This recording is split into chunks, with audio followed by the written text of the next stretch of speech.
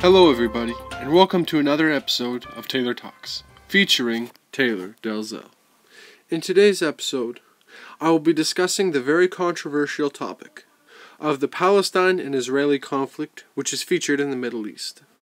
The conflict between the Palestinian Arabs and the Zionist Jews, now Israelis, is a modern phenomenon which dates back to the end of the 18th century, before Israel was even a country. Although the two groups have different religions, Palestinians majority of Muslims and Israelis the majority of Judaism, their differences are not between their religions. Rather, their strife is caused between a grouping of land known as Israel. The reason there is fighting over the land is because Palestine believes that it should own all of Israel and Palestine. The reason they believe this is because in 1948, the UN split up Palestine into three separate groups: the West Bank and the Gaza Strip, which is controlled by Palestinians, and then the State of Israel, which is a Jewish state.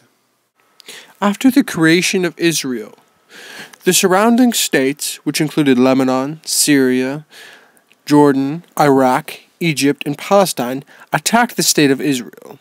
But to the country's surprises, the Jewish state survived. Then, in 1967, the Egyptian Prime Minister announced his plan to destroy Israel in hopes of creating an all-Palestine state.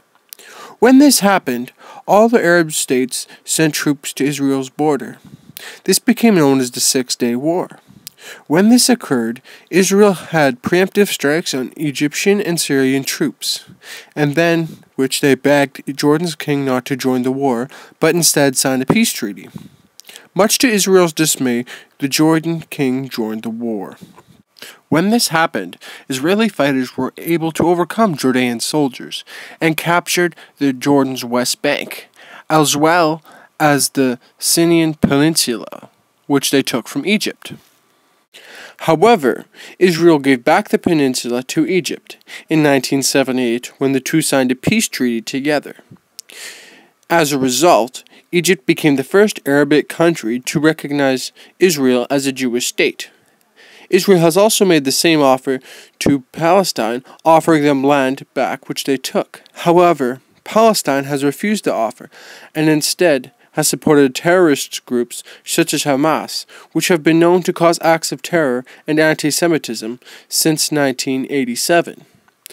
They have been known to fire rockets at Israel from Palestine in schoolyards as well as hospitals.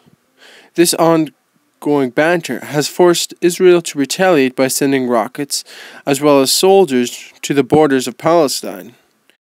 As a result, the death toll for Palestinians has been 8,441, of which those were soldiers or Hamas terrorist members were 8,244. The death toll for Israelis has been somewhat lower, of 1,512. Of those, 497 were Israeli soldiers, while the rest were civilians. This leads us to the question: what factors contributed to the power of Israel? There are many factors which did contribute to the power of Israel, or as some might call it, marginalization of Israel. One of them being the United Nations, for it helped Israel establish their own country when they had none. Then, after the war with the Arab countries, Israel got help from other countries, such as the United States or Canada, whether it was military aid, relief, or funds to help them keep going. Another factor which has helped Israel was that during the Six-Day War, Israel seized land from Egypt and Palestine, which has either been used for themselves or has been helped use for bargaining chips in peace negotiations. Even though Israel gained this land during the Six-Day War, many feel it was not Israel's land to take, and therefore causes many varying perspectives on this matter. The first opinion, which is the pro-Palestinian opinion, is that Israel does not have the right to be a Jewish state, because the land was taken away from the Palestinians. Therefore, Israel is in the wrong and should give back the land to Palestine.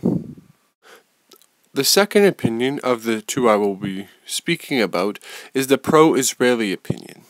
This is almost as different as night and day when compared to the Palestinian opinion. The Israeli opinion would be that they have their own given right to a Jewish state, as much as the Arabs have their own given rights to their Muslim states. They also believe that their retaliations to the other countries, as well as terrorist groups, have been appropriate responses for the anti-Semitism and threats they face. Due to the varying opinions, the media often produces several different sides to the story, which is why the media has a huge impact on the matter of the Israel conflict, for the good and bad. Depending on what the views of the media are, they either believe that Palestinian or Israel is to blame for the cause of the problems. While one news site might think that Palestine is being treated horribly by Israel, another think that Palestine should have war crimes charged against them for their actions in the matter. This is the reason why the media has a very big impact on the matter of the conflict in places such as North America. The reason for this is because this is the only way people within North America will hear about it. This leads us into our next topic, which is individual contributions. And the activist which I have chosen is Michael Pipled. Pipled was born in Jerusalem on 1961 into the home of a prominent Zionist family.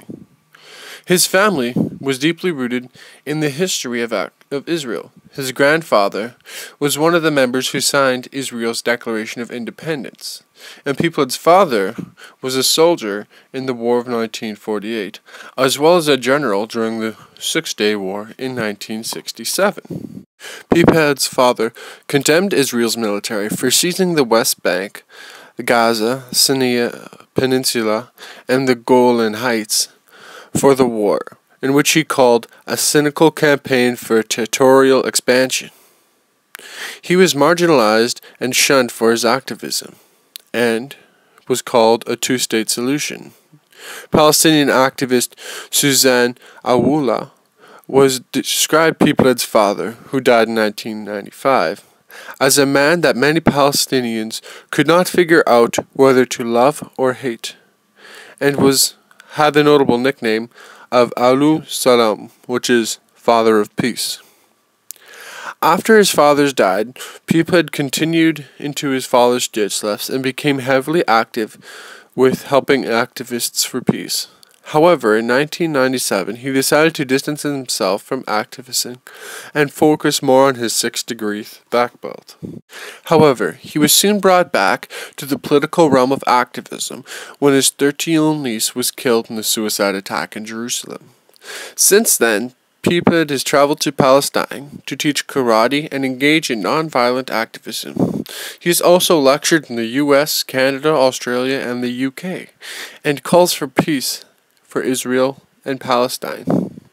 He is also the co-founder of an organization which helps civilians who are injured as the result of the Israeli-Palestinian conflict.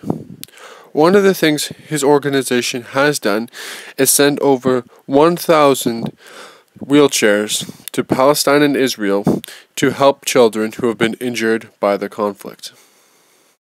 This leads us into our next segment, which is policies, strategies, or initiatives.